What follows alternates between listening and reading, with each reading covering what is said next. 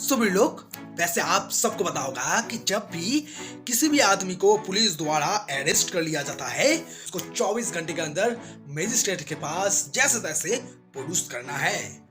और भी लोग इस 24 घंटे के अंदर उसे एक इन्वेस्टिगेशन करना पड़ता है। लेकिन भी लोग उस 24 घंटे के अंदर अगर पुलिस इंस्पेक्टर इन्वेस्टिगेशन खत्म नहीं कर पाता है तो एज पर सेक्शन 167 सीआरपीसी वो मजिस्ट्रेट के सामने ये कह सकता है कि उसके पास जो इंफॉर्मेशन मिला है वो एकदम सही इंफॉर्मेशन है और उसको टाइम चाहिए उस इंफॉर्मेशन के बेसिस पर एविडेंस कलेक्ट करने में। और भी लोग अगर मजिस्ट्रेट को लगता है कि इस पुलिस इंस्पेक्टर को तो टाइम देना चाहिए इस केस में, तो वो उसे टाइम दे सकता है। लेकिन भी लोग एज पर सेक्शन 167 सीआरपीसी ऐसा होता है कि एक कांड हो चुका है जिसका पनिशमेंट इम्प्रिजनमेंट फॉर लाइफ है या डेथ पेनल्टी भी मिल सकता है, या इसके अलावा उसका पनिशमेंट 10 साल से ज्यादा है, मतलब उसका इम्प्रिजनमेंट 10 साल से ज्यादा है। तो इस सिचुएशन में पुलिस इंस्पेक्टर को 90 दिन के अंदर इन्वेस्टिगेशन खत्म करना पड़ता है। इसके अलावा जितना भी केस है उसमें पुलिस इंस्पेक्टर को 60 डेज के अंदर इन्वेस्टिगेशन खत्म करना पड़ता है। और इस 60 डेज और 90 डेज के अंदर अगर वो लोग इन्वेस्टिगेशन नहीं खत्म कर पाता है तो उस एक्यूज्ड को छोड़ दिया जाएगा मजिस्ट्रेट के द्वारा by executing a bond and taking security. लेकिन भी लोग सोचो, ऐसा होता है पुलिस द्वारा किसी को अरेस्ट कर लिया गया है और अरेस्ट करने के 24 घंटे के अंदर पुलिस इंस्पेक्टर इन्वेस्टिगेशन खत्म कर देता है, तो भी लोग इस सिचुएशन में क्या होगा इस सिचुएशन में। अगर आप इसके बारे में जानना चाहते हो तो इस वीडियो को अंत तक देखिए, फ्री में ज्ञान लीजिए वीडियो लोग, चलो मजा आएगा।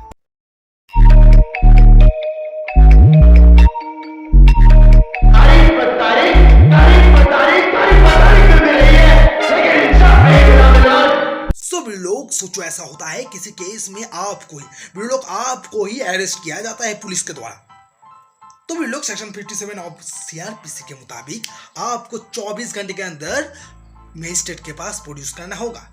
लेकिन भी लोग इस 24 घंटे के अंदर पुलिस ने आपके केस का इन्वेस्टिगेशन खत्म कर लिया है और पुलिस को ये लगता है कि आपके खिलाफ जो इन्फॉर्मेशन मिला है वो एकदम सही है और आपके खिलाफ भी पुलिस को सफिशिएंट एविडेंस मिल चुका है। और ये जो एविडेंस मिला है और पुलिस को जो लगा है कि जो इंफॉर्मेशन मिला है वो सही है, ये 24 घंटे के अंदर ही हुआ है। और भी लोग उसके बाद पुलिस आपको भेजेगा जुडिशियल कस्टडी में, मतलब मजिस्ट्रेट के कस्टडी में। मतलब इस 24 घंटे में जब से आपको अरेस्ट किया गया है और जब से आपको मजिस्ट्रेट के पास भेजा गया है, उस ड्यूरेशन में आप पुलिस कस्टडी में थे। लेकिन जब पुलिस को लग गया कि आपके खिलाफ जो इन्वेस्टिगेशन है वो खत्म हो चुका है, तो भी लोग आपको पुलिस कस्टडी से मजिस्ट्रेट के कस्टडी में भेज दिया जाएगा। किसके लिए? ट्रायल के लिए, क्योंकि उसके बाद आपका ट्रायल चलेगा। और फिर लोग वो इन्वेस्टिगेशन खत्म होने के बाद अगर मजिस्ट्रेट को लगता है कि आपके खिलाफ जो केस है उसका नेचर है बेलेबल ऑफेंस का, तो इस सिचुएशन में आपको बेल ग्रांट किया जाएगा। लेकिन फिर लोग बेल ऐसे ही नहीं दिया जाएगा, पहले मजिस्ट्रेट आइडेंटिफाई करेगा कि आपके पास बेल लेने का मतलब बॉन्ड फर्निश करने का पैसा तो है। अगर वो है तो आपके पास से सिक्योरिटी लेकर उसके बाद आपको बॉन्ड में रिलीज कर सकता है।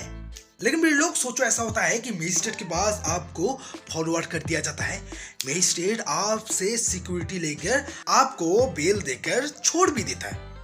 लेकिन मेरे लोग इस सिचुएशन में अगर आपसे मतलब आपके पास से पुलिस को, जब आपको पुलिस अरेस्ट करता है, अगर उस सिचुएशन में पुलिस को कोई आर्टिकल या कोई वेपन मिलता है तो उसको भी मजिस्ट्रेट के पास प्रोड्यूस करना पड़ेगा।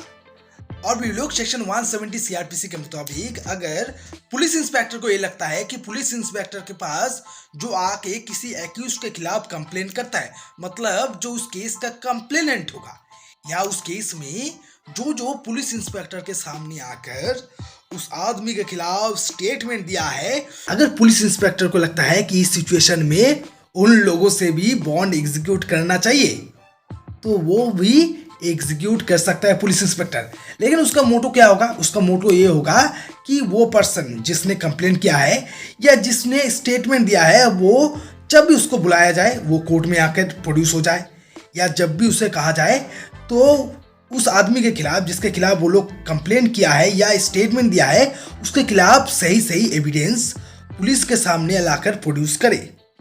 तो इस सिचुएशन में पुलिस अगर चाहे तो कंप्लेनेंट के खिलाफ, मतलब जो कंप्लेन करता है उसके खिलाफ भी एक बॉन्ड एग्जीक्यूट कर सकता है। और वे लोग इसी सेक्शन, मतलब सेक्शन 167 सीआरपीसी के मुताबिक जब भी किसी कंप्लेनेंट या जो आदमी जो स्टेटमेंट दिया है पुलिस इंस्पेक्टर के पास, उसके बॉन्ड को एग्जीक्यूट किया जाता है, तो पुलिस का ये ड्यूटी बनेगा कि वो उस बॉन्ड का जो ओरिजिनल कॉपी वो मजिस्ट्रेट को देगा, और उसका जो जेरोक्स कॉपी होगा, मतलब उसका जो फोटो कॉपी होगा, वो देगा उस कंप्लेनेंट को, या जो स्टेटमेंट दिया है जिसके नाम पर बॉन्ड एग्जीक्यूट किया गया है उसको एक कॉपी दिया जाएगा।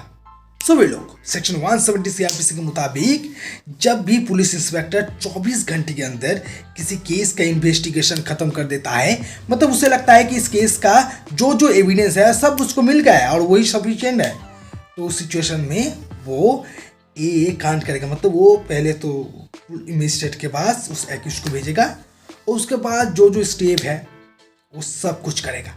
सो वे लोग आज के लिए इतना ही। If you like the video, do like, share, subscribe and hit the bell icon.